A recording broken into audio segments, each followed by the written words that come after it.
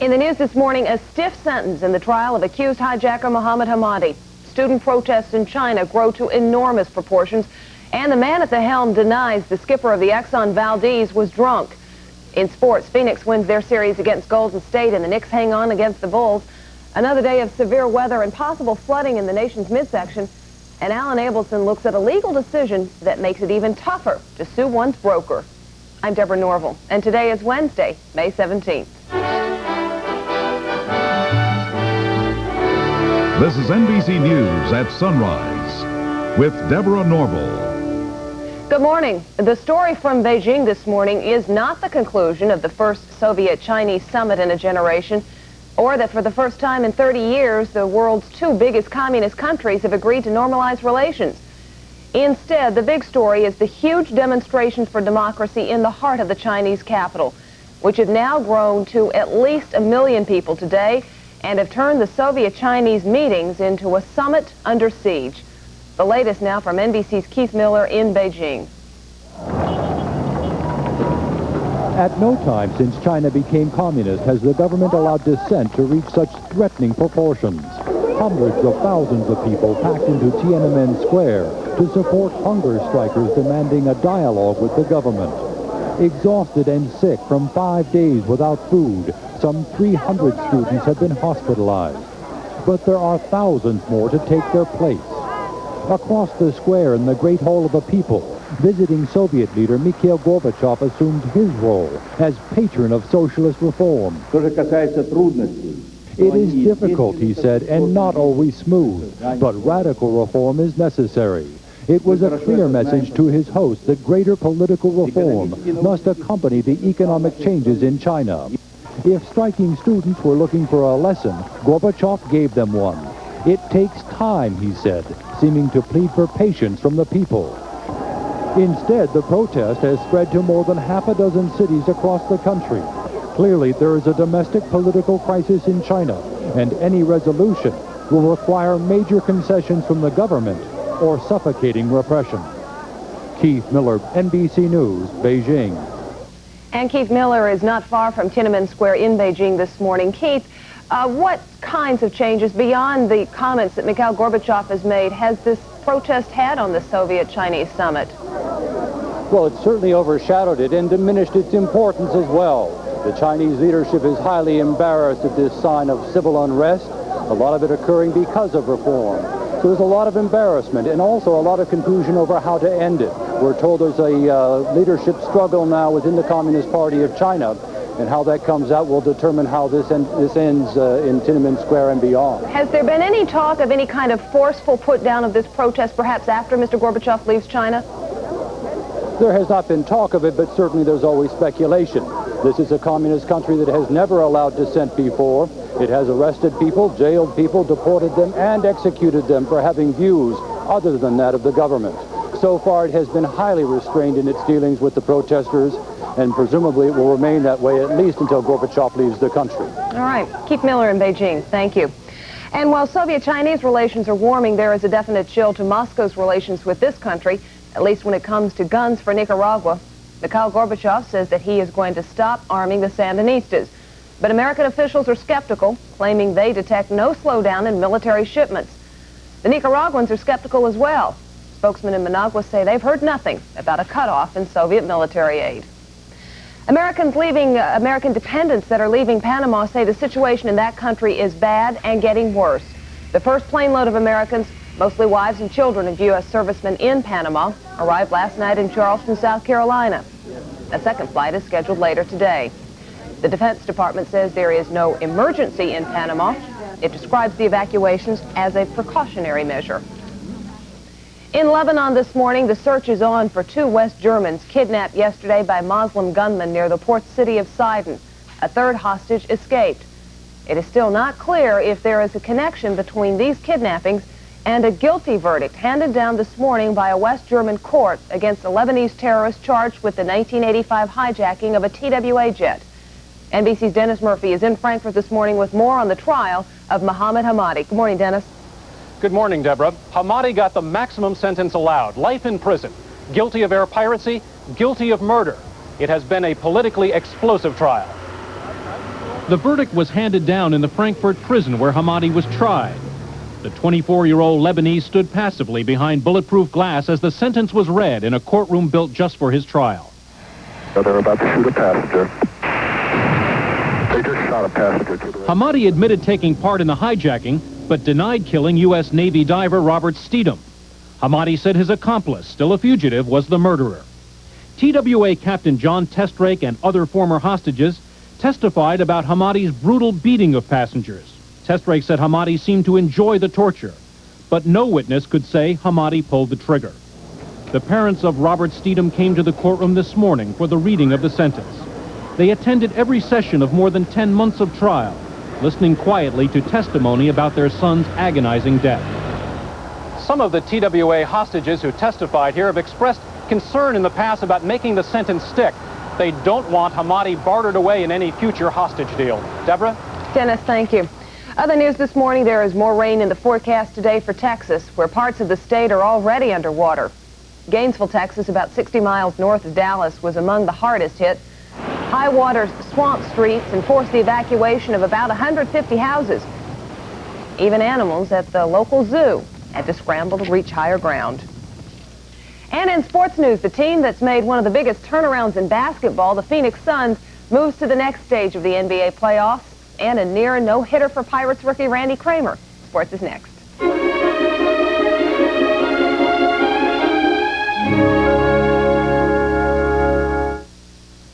If I were going to create the perfect place, I'd start with the north. I would carve out rivers and rolling hills, then ride the moon south and warm the skies with a tropical sun. I would dot the west with little hometowns and fill the east with excitement. Right in the middle, I'd put a great big playground. I would surround it all with water from coast to coast to coast, and I'd give it a name, Florida. Frisky cats feel so good about the extra nutrition and new healthier formula Friskies, they want to say, thank you. Dankeschön, darling, Dankeschön. Cats are saying thanks for the extra vitamins, minerals, energy-producing nutrients, and great taste of new improved Friskies. Dankeschön, yeah, darling, Dankeschön. Bring out the Frisky in your cat with new healthier formula Friskies. Don Crickey's got the morning off. Don Gould is here with the sports and a big win for Phoenix. Yes, and if you had number 24 in your office pool in Phoenix yesterday, Deborah, that made you a big winner, and coincidentally, so were the Suns. Phoenix ending a fine season for Golden State, 116-104 at home. They've moved into the Western Conference Finals against the Lakers. Good defense by Mark West here in stopping both Mitch Richmond and Larry Smith, but the numbers that really counted were the 24 points apiece for Kevin Johnson, Dan Marley, and Tom Chambers. That triumvirate led the Suns to the land of milk and honey, where they'll try to out-magic Magic in the next series. The Knicks weren't ready to go bye-bye just yet. They extended their series with Chicago by defeating the Bulls 121-114 in New York. Patrick Ewing led the Knicks with 32 points, while Michael Jordan had a game-high 38. Bulls lead that series 3-2 heading back to Chicago Friday night. And tonight, Game 2 of the Stanley Cup Finals in Calgary. The Flames leading the Canadiens 1-0. Mike Milbury is the new coach of the Bruins, and the Hartford Whalers harpooned Larry Plew after 17 years with the organization. In baseball, rookie Randy Kramer of the Pirates had a no-hitter with 2 outs in the 8th, but Ron Oster's double into the left field corner put an end to that dream. Still, it was the only Cincinnati hit as Kramer finished with a 5-0 masterpiece. Elsewhere, the Giants slammed the Phillies 13-5. Houston edged St. Louis 8-7. It was San Diego 5, Montreal 2, and the Cubs got 4 in the first to beat the Braves 4-3. The Dodgers and Mets were flooded out in New York, and it rained on Kurt Young's parade in Oakland.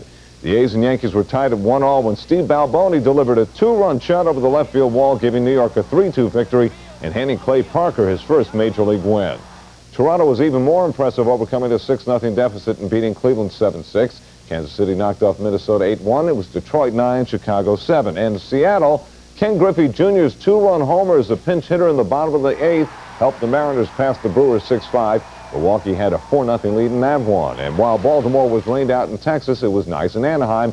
The Angels beat the Red Sox 7-2, making it 17 wins in the last 20 games. And finally, Charlie Puleo of the Braves learned yesterday that ye shall reap what ye sows, or throws in this case, getting it right back from Jody Davis. It will hit poor Charlie in the face. And now watch the guy in the upper right-hand corner of your screen. He's obviously head over heels in love with his Oakland A's. That's sports. That's enough. Now I know I had to have those nets there in those ballparks. That's good. Good catch. Thanks, Don. More flooding may be in store for parts of Texas and for the Plains states, and the same is true for the now waterlogged New York area. Joe Whitty's Wednesday weather outlook is next on NBC News at Sunrise.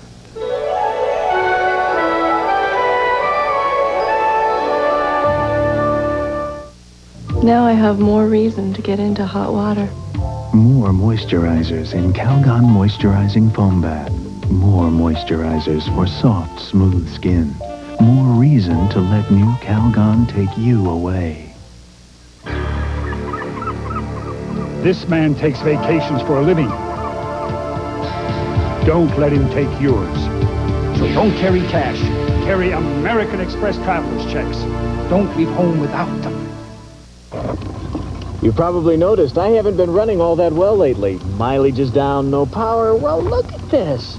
Could you breathe through this? Hey, if I don't get enough air, you can kiss performance and mileage goodbye. So let's go to Precision Tune. They'll diagnose my problem, tune me up, and replace whatever needs replacing. And it's guaranteed. So take me to Precision Tune. We'll both breathe a lot easier. Precision Tune. We do more than fix your car. We guarantee it.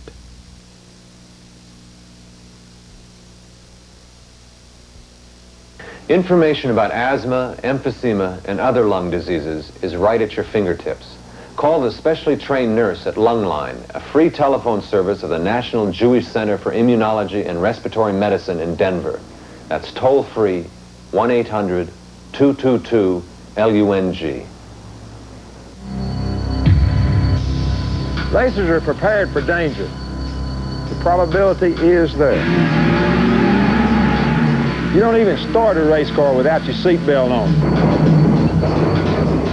Without it, I wouldn't even be here. Man, I know what to expect on the track. It's driving with amateurs on the highway that scares me. Drive like a pro. Buckle up.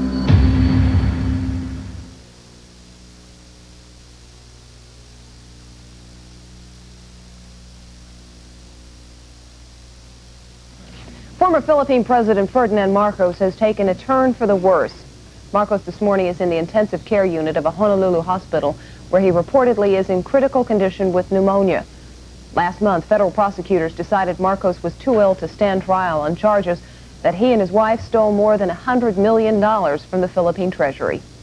Joe Whitty is here with a weather forecast, and it is a soggy one in more than one place in the country. It certainly is. Welcome back, Deborah. Thanks, Good to have you back. Good morning, everyone. Texas is really being pounded by some monster-sized thunderstorms. We've had, over the past 24 hours, 13 tornadoes.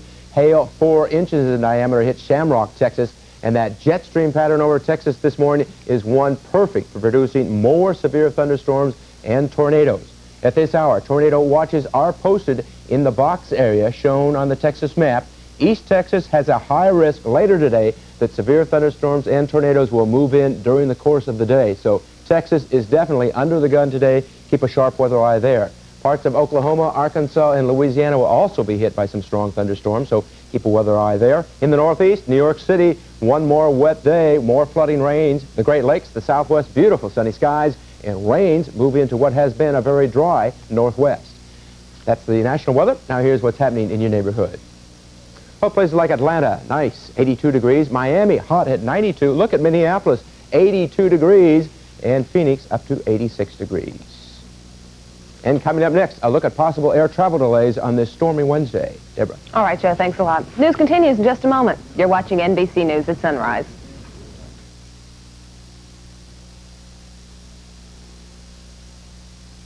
I'm Bryant Gumbel. Later this morning on Today, an American Geography quiz. Also, Kenny Rogers, Steven Spielberg, and Paul McCartney. That's later this morning on Today. Bonjour. Would you hire me? I'm an experienced French teacher. Would you hire me as a baker? My cakes are fabulous. I'm a successful rainwear manufacturer. Would you hire me to run your company? These people aren't looking for jobs. They have jobs. They also have epilepsy. If you think epilepsy stands in the way of job performance, you're missing out on some very good people. Get the facts. Call Epilepsy Foundation of America, 1-800-EFA-1000. Here are some of the stories we're watching this Wednesday morning on NBC News at Sunrise. Up to 1 million protesters demonstrate for democracy in Beijing. Gorbachev urges a U.S. troop pullout of Korea. And in business news, the housing starts dipped to a new 6-year low. We'll have details in a couple of minutes. 20 years after it was banned as a suspected carcinogen, cyclamates may be headed back to the market. The FDA says new studies challenge earlier findings which link the artificial sweetener to bladder cancer. A final decision on lifting the ban is not expected until perhaps next year. This morning on America's Vital Signs, the NBC News series on healthcare, a report on high-tech on dairy farms. This involves the use of a chemical that makes cows more productive, and the approval by the federal government for this product seems almost certain. However, as NBC's Roger O'Neill reports, not everyone is happy about the prospect of drinking what some are calling super milk. The dairy industry has spent hundreds of millions of dollars to promote the image of milk as fresh from the farm, healthy, and pure. Ah, the virtues of milk. It does a body good. But small dairy farmers like John Kinsman, whose family for 6 generations has been milking cows in Wisconsin, say if a new synthetic hormone called BST is allowed to be injected into cows, consumers will revolt. I'm concerned about the image of milk. I want the consumers to be happy, to know where the milk is coming from. 4 giant chemical companies are ready to market the growth hormone. Cows produce BST naturally, but the drug tricks their system to give more milk, 10 to 25% more. We can now produce virtually identical material through a biotechnology process, give this additional BST back to cows, and it makes that cow a more efficient milk producer. Michigan farmer Ken Nobis has been testing his cows with BST for 1.5 years. We'll definitely use it because it has increased our milk production. We've seen absolutely no detrimental effects. University research scientists agree the hormone-enhanced milk is no different from regular milk. But will consumers, already skittish about chemicals and synthetics in their food supply, accept synthetically altered milk? I think the food in a natural state is what we need. It's what our bodies really need. Not the growth hormones, not the antibiotics. We'd find another source for calcium. A California yogurt company, Altadena, has already told its farmers it will not use BST milk. It would probably go against the image that we've tried to portray with consumers, which is the helpful, natural products. Farm groups say they will urge consumers to boycott milk if the government approves the synthetic hormone. A Washington-based environmental group is ready to lead the boycott with this commercial. What are they doing to our milk? Most small dairy farmers are afraid of being squeezed out of the market by the big producers who will use the drug. Dairymen already produce more milk than Americans drink. Even more milk on the market won't bring prices down because the government keeps prices artificially high with subsidies. Farmers like John Kinsman wonder why drugs are needed to produce more milk. The chemical companies say it's progress. Roger O'Neill, NBC News, Madison, Wisconsin. We'll be back with more news in just a moment. Joe Woody will have another check of the forecast, including the heat wave through the central part of the country and the storms that are plaguing Texas. And we'll look at what's going on in business news. Alexander Pierce from the Wall Street Journal will check out market activity for us. And Alan Abelson will review a Supreme Court ruling that makes it more difficult for disgruntled investors to sue their brokers. Stay with us.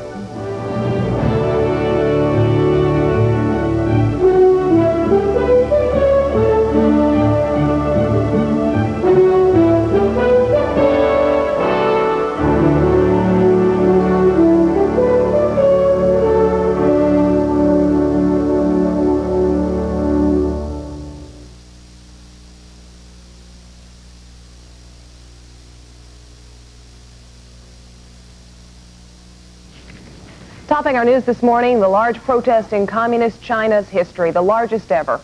On this last day of Soviet leader Mikhail Gorbachev's historic visit, about 1 million workers and students are marching in Beijing for democracy. This demonstration was dominated by workers rather than by the students who've led the month-long campaign for government reform. The evacuation of American dependents from Panama has begun. Nearly 300 American servicemen and their families are back in the United States this morning. As NBC's Kenley Jones reports, they're among the first to take advantage of Washington's offer of immediate evacuation. The Defense Department hopes to remove at least 3,000 dependents by July 1st. That's the number who have been living outside U.S. military installations, and there is concern for their safety. Most of those who arrived on the first flight said they did not feel their lives were in danger in Panama, but they were glad to be out nevertheless.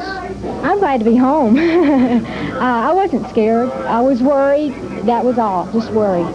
I did have an experience where they stop you randomly and check your car out, and that scared me enough to send me home. There were no friends of General Noriega in this group. Well, he's a dangerous man, and he can't control his people. I just find it hard to believe that one man can make a country go down so bad. If the situation in Panama should worsen and American lives be endangered, the evacuation of dependents may become mandatory rather than voluntary. Kimberly Jones, NBC News, Charleston, South Carolina. In Alaska this morning, federal safety officials continue their hearings into the Exxon oil spill. Yesterday, testimony centered on the condition of Captain Joseph Hazelwood, who was not at the helm at the time of the accident. Third mate Gregory Cousins, who was, says Hazelwood did not appear drunk the night the tanker hit the reef. Turning to business news this morning, another decline in housing starts. The Commerce Department reports that the building of new homes fell 2.7% last month. That's the third straight monthly decline in housing starts, which now stand at a 6-year low. Stock prices slipped in moderately active trading yesterday. Dow Jones Industrial Average fell almost 10.5 points to finish at 2,453.45. Standard & Poor's 500 stock index closed fractionally lower at 315.28. Shares and Lehman long-term Treasury bond index rose slightly, but in London this morning, long bonds are down from Tuesday's close in New York. Looking ahead to today's market day, here's the Wall Street Journal's Alexandra Pierce. Morning, Alexandra. Good morning, Deborah. Anybody expecting yesterday's decline to keep going today? There's a possibility that may continue, but there isn't really bearish sentiment. Stocks are trading off the dollar right now, which has been at a 2-year high, which hit a 2-year high 2 days ago, because Japanese investors are buying dollars to buy bonds because they think interest rates may have peaked. Today is a day we have yet another one of these reports. Today it's the trade deficit that comes out. We're expecting March trade deficit to be about $10 billion. Any figure different from that is going to shake the stock market. In the meantime, you mentioned interest rates, and there's been a little bit of a switch already. Yeah, CD rates are at their lowest level in a couple of months. For the first time in 2 months, the 6-month CD is below 9%. Investors can still get about 9.50 if they go through their broker, because brokers are essentially offering high-rate sales on CDs. Just to get people in the door. Yes, that's right. And in 6 months, they'll be calling you up and trying to sell you stocks. Okay, Alexandra, thanks a lot. Thank you. The dollar is up in early trading in Europe this morning. Dollar is higher against the Japanese yen, also up against the German mark, and trading higher against the British pound. At 9 o'clock in London, the price of gold was $374 an ounce. That's down $1.50 from yesterday's close in New York. Up next, Alan Abelson with details on a Supreme Court decision that he says does no favors for the disgruntled investor.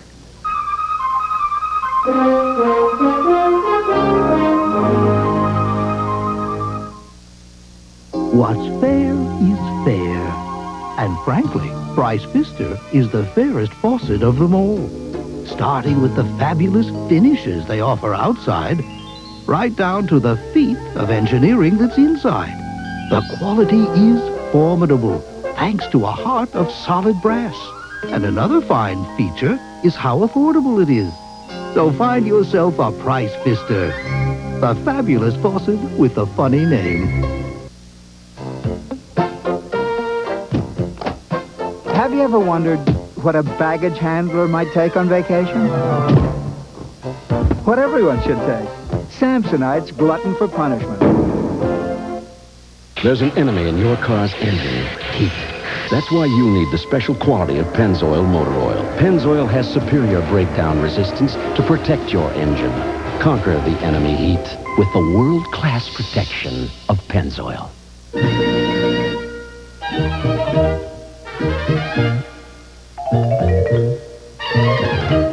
Senores y senoritas, fajitas. New from Weight Watchers.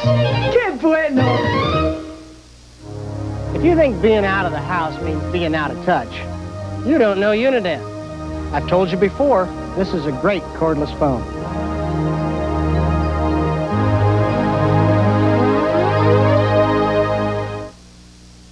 The financial industry got a little gift from the Supreme Court yesterday. The High Court ruled that investors may not sue their brokers in court if they've signed an arbitration agreement. Most brokerage agreements have in very fine print a clause in which an investor promises to submit to arbitration in a dispute. Our business reporter, Barron's editor Alan Abelson, says Wall Street is cheering on this one. Good morning. Good morning, Deborah. What's this ruling tell investors? Well, it tells investors that they don't have legal recourse, really. They've got to play by the rules that the securities industry set up, which is an arbitration procedure, usually a panel of 3 or 5 people. You choose one, I choose one, and presumably there's one guy who's supposed to be completely impartial. Apparently there's some investors out there who think they've got a better shot if they go to court. Yeah, I think so, especially, Deborah, it used to be if you really had a claim for securities fraud, you could take it to court.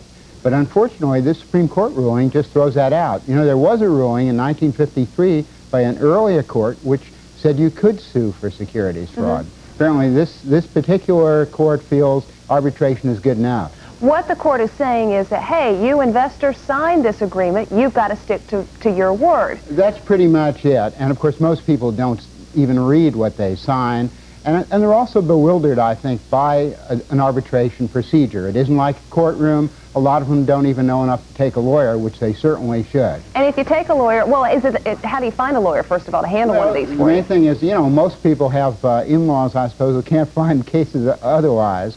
But actually, you should find a lawyer, and you should, if you can, get him to take it on contingency, so that he gets a cut of whatever he gets for you. But generally, that is not a great amount. That is not a great amount, and you have to remember the securities industry hires very high-powered Wall Street law firms.